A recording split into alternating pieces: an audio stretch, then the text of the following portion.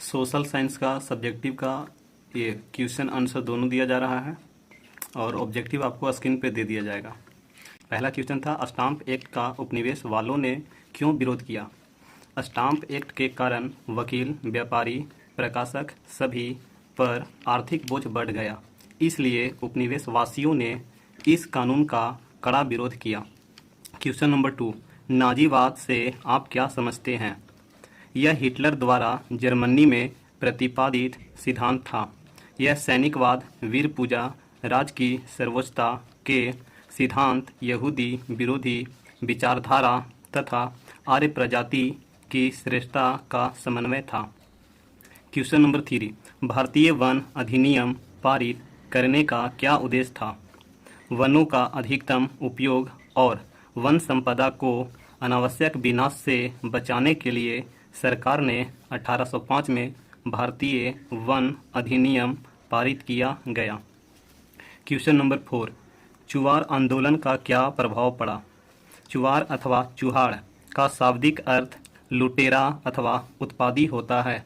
British शासन काल में जंगल महल श्रेष्ठ के भूमिजों को चुवार निजी जाति के लोग कहा जाता था।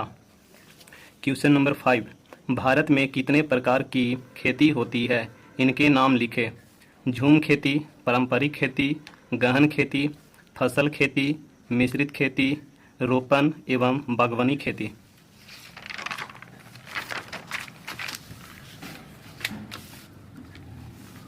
क्वेश्चन नंबर 6, बास्तिल के पतन का फ्रांसीसी क्रांति में क्या महत्व था। 14 जुलाई 1789 को भीड़ ने बास्तिल के मजबूत शाही किले पर आक्रमण कर दिया। यह किला राजशाही का प्रतीक था, पूरी तरह नष्ट कर दिया गया। इसका व्यापक प्रभाव पड़ा। गांव-गांव में विद्रोह फैल गया। किसानों ने जमींदारों के ग्रामीण किलों को नष्ट कर दिया, गोदामों में रखे गए अनाज को लूट लिया एवं लगान और भूमि संबंधी दस्तावेजों को जलाकर खाक कर दिया। ग्रामीण इलाकों में पूरी तरह अव्यवस्था और अराजकता व्यापक हो गई।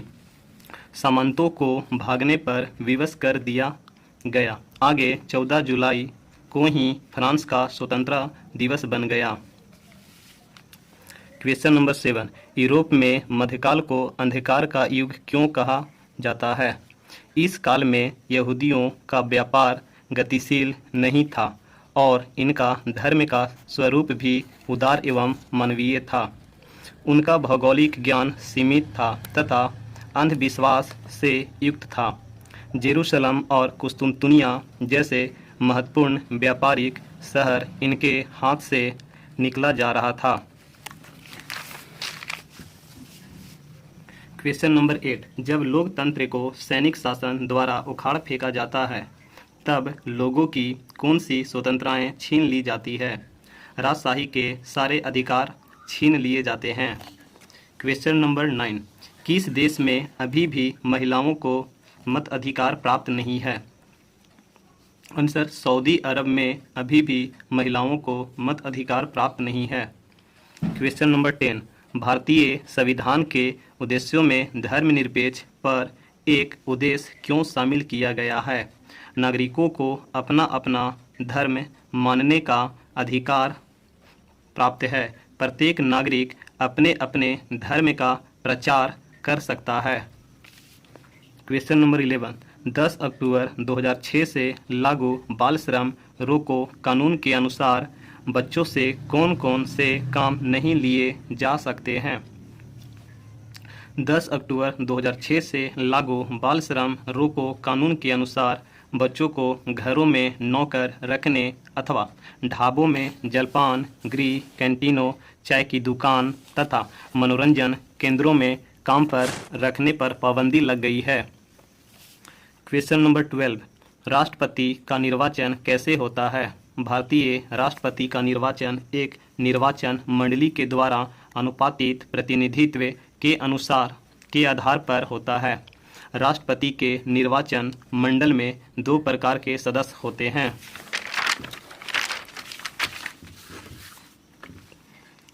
संसद के दोनों सदनों यानी लोकसभा एवं राज्यसभा के निर्वाचित सदस्य, भारत के सभी राज्यों की विधान सभाओं के निर्वाचित सदस्य।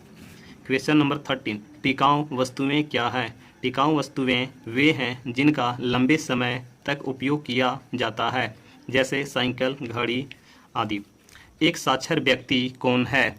जब एक निश्चित अथवा उससे अधिक आयु का व्यक्ति किसी भी भाषा में पढ़ या लिख सकता है तो उसे साक्षर कहते हैं।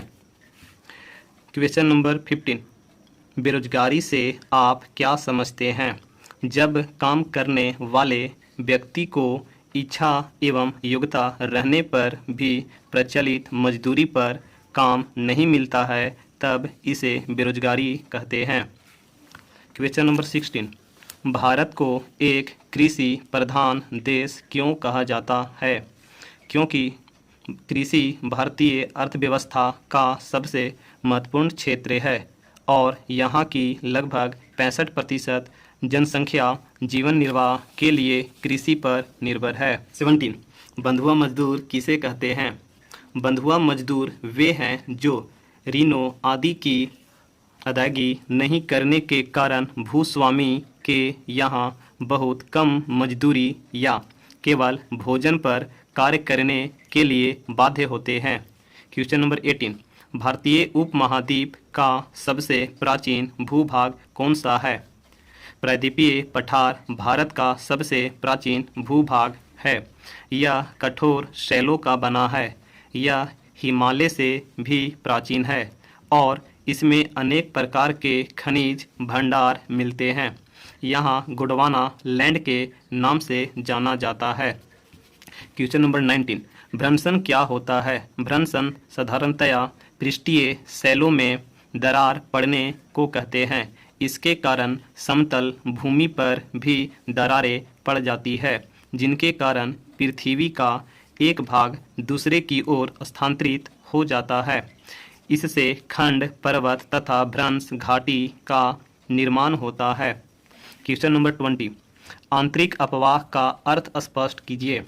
आंतरिक अपवाह एक ऐसी अपवाह तंत्र होता है जिसमें नदियों का जल महासागरों में नहीं पहुंचता। ऐसा जल आंतरिक समुद्रों अथवा झीलों में जा गिरता है। क्वेश्चन नंबर 21, श्रीलंका को पूर्व का मोती या रत्न द्वीप क्यों कहा जाता है? यहाँ नीलम, रत्नमणि, पुजराज जैसे रत्नों और मणियों के भी भंडार हैं। यहाँ समुद्र से मोती निकालने का भी व्यवसाय होता है। यही कारण है श्रीलंका को मोतियों का द्वीप अथवा पूर्व का मोती या रत्न द्वीप कहलाता है। क्वेश्चन नंबर 22, श्रीलंका से निर्यात की जाने वाली प्रमुख वस्तुओं के नाम लिखे। चावल, चीनी, आटा, मशीनें, खनिज तेल, कोयला, सुपारी, सूती वस्त्र इत्यादि श्रीलंका की प्रमुख आयातक वस्तुएं हैं। क्वेश्चन नंबर 23, भारत के किस राज्य में परमाणु प्रशिक्षण किया जाता है? भारत के राजस्थान राज्य में परमाणु प्रशिक्षण किया गया। 24, आतंकवादी आपदा से बचाव के किन्हीं 3 उपायों को वर्णन करें। यदि अचानक कोई गठरी मिल जाए तो छूना नहीं चाहिए, बल्कि पुलिस को तत्काल सूचित करना चाहिए। यदि किसी क्षेत्र में सूटकेस, संदूक या थैला रखा हुआ दिखाई दे तो इसकी सूचना पुलिस को तुरंत दी जानी चाहिए। यदि आपको किसी व्यक्ति की गतिविधियों पर शक हो तो उसकी सूचना तुरंत पुलिस को दे।